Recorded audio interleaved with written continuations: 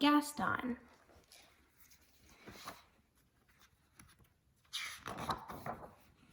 Mrs. Poodle admired her new puppies, Fifi, Fufu, Oolala, and Gaston.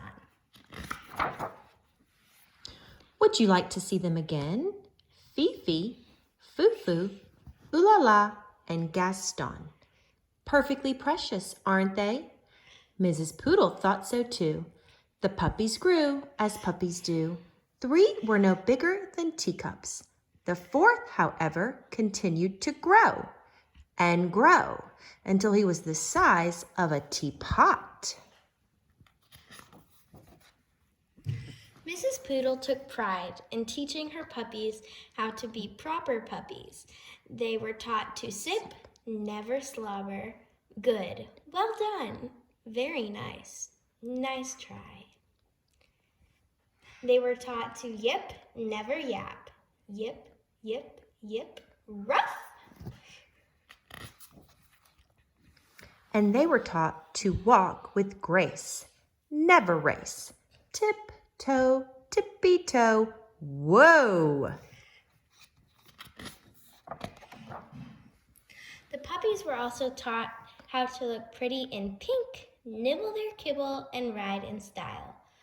Whatever the lesson, Gaston always worked the hardest, practiced the longest, and smiled the biggest.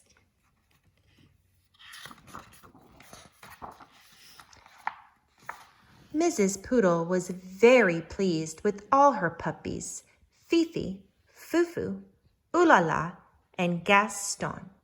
Spring arrived and the proud mother was eager to show off her darlings. She took them to the park for their very first stroll in public. There was so much to see, daffodils, ducklings, dogs. Oh dear, what do we have here? Rocky, Ricky, Bruno, and Antoinette. Would you like to see them again?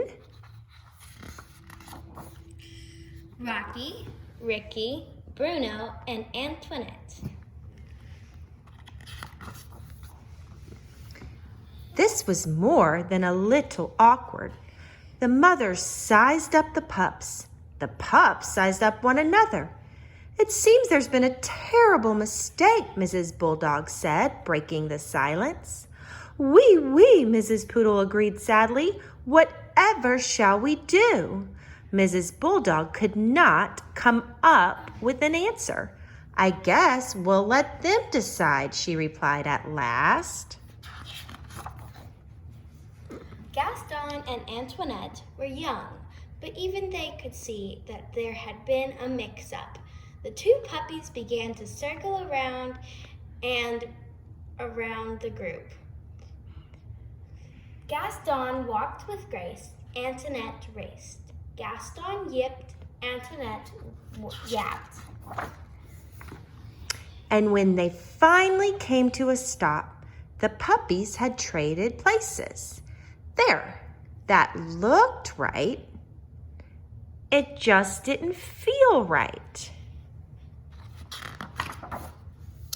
That evening, Antoinette tried to fit in with her new sisters, but she did not like anything proper or precious or pink. Phooey.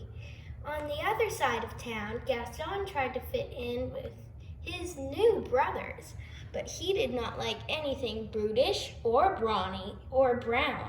Ick. Antoinette and Gaston weren't the only ones who were having a hard time adjusting.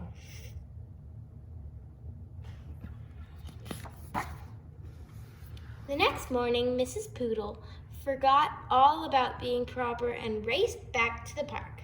Mrs. Bulldog was already there, waiting with her Brulee Broad. It seems we've made a terrible mistake, she nearly shouted. Oui, Mrs. Poodle agreed happily. This time, Gaston and Antoinette wasted no time trading places. There, that looked right, and it felt right too. From the day forward, the families met in the park every afternoon to play. Rocky, Ricky, Bruno, and Antoinette taught the Poodle puppies a thing or two about being tough. Likewise, Fifi, Fufu, Ulala, and Gaston taught the Bulldog puppies a thing or two about being tender. And many years later, when Gaston and Antoinette fell in love and had puppies of their own, they taught them to be whatever they wanted to be. The end.